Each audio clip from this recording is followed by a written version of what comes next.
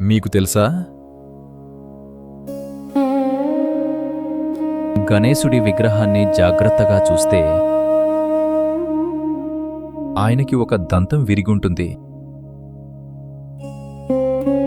చిన్నప్పటినుండి మనం చూస్తూనే ఉన్నాం.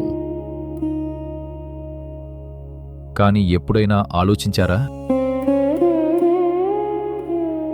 భగవంతుడే స్వయంగా తన దంతాన్ని ఎందుకు విరగొట్టుకున్నాడు? ఇదేదో యాక్సిడెంట్ కాదు. ఈ కథ వెనుక ఉన్న జీవిత పాఠం తెలుసుకుంటే మీ జీవితంలో ఎదురయ్యే త్యాగాల్ని మీరు వేరే దృష్టితో చూస్తారు. వేదవ్యాస మహర్షి మహాభారతాన్ని రచించాలని నిర్ణయించుకున్నప్పుడు దాన్ని వేగంగా ఆపకుండా రాయగలిగే ఒక లేఖకుడు కావాలి అనుకున్నాడు. బ్రహ్మదేవుడి సలహాతో గణేశుడిని ఆశ్రయించాడు. గణేశుడు ఒక షరతు పెట్టాడు.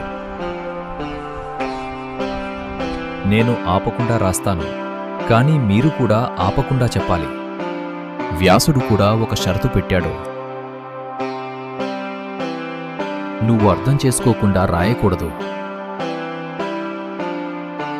ఇద్దరూ అంగీకరించారు.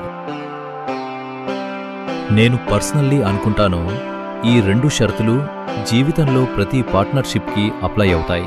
ఆ అడవి ఆశ్రమంలో ఒక మహత్తరమైన రచన మొదలైంది. గణేశుడు రాయడం మొదలుపెట్టాడు. వ్యాసుడు ఆపకుండా చెప్తూ పోయాడు. రాస్తూ రాస్తూ ఉండగా గణేశుడి కలం మధ్యలో విరిగిపోయింది. ఆ క్షణంలో ఆగిపోతే వ్యాసుడి ఆలోచనా ప్రవాహం తెగిపోతుంది. మహాభారతం అసంపూర్ణంగా ఉండిపోతుంది. గణేశుడికి రెండు దారులు ఉన్నాయి. పని ఆపడం లేదా త్యాగం చేయడం. ఆయన ఏం చేశాడో తెలుసా? తన ఎడమదంతాన్ని విరగొట్టుకుని దాన్నే కలంగా వాడుకున్నాడు. పని ఆగలేదు, జ్ఞానం ఆగలేదు. వ్యాసుడు ఆపకుండా చెప్తూనే ఉన్నాడు. ఆలోచన ప్రవాహం మళ్లీ మొదలైంది. నాకు తెలిసిన ఒక వ్యక్తి. రోజులు గడిచాయి. మహాభారతం పూర్తయింది. ఈ త్యాగం గురించి గణేశ పురాణంలో ఇలా చెప్పబడింది. ఏకదంతం మహాకాయం తప్తకాంచన సన్నిభం లంబోదరం విశాలాక్షం వందే విఘ్న వినాయకం. అర్థం: ఒకే దంతం కలిగిన మహాకాయుడైన, కరిగించిన బంగారం వంటి కాంతి కలిగిన,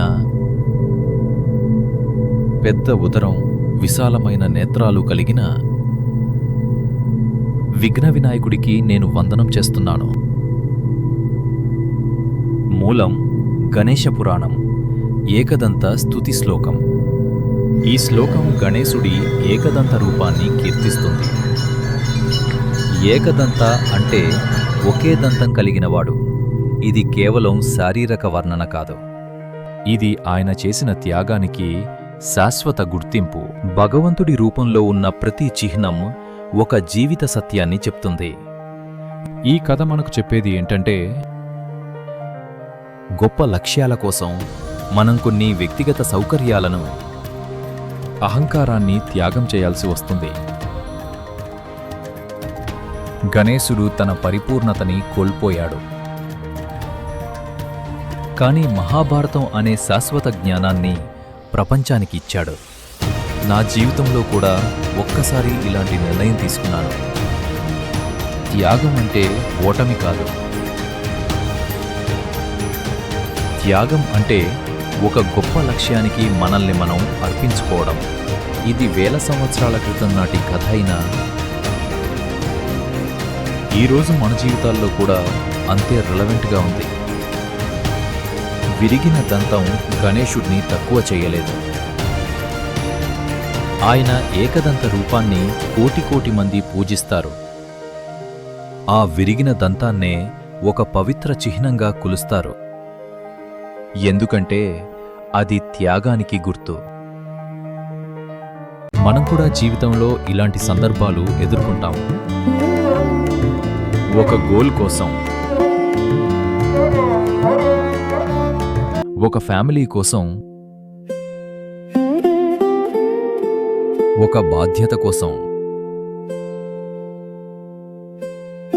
మనం ఏదో ఒకటి వదులుకోవాల్సి వస్తుంది. అది బలహీనత కాదు, అది శక్తి.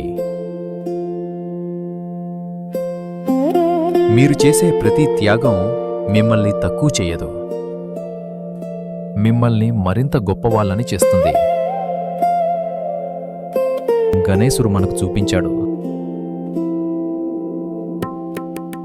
పరిపూర్ణత కంటే ప్రయోజనం గొప్పది. మీ జీవితంలో కూడా ఇది గుర్తుపెట్టుకోండి. మీ విరిగిన దంతం మీ గ్రేటెస్ట్ స్ట్రెంగ్త్ అవుతుంది. ఒక్కసారి ఆలోచించండి.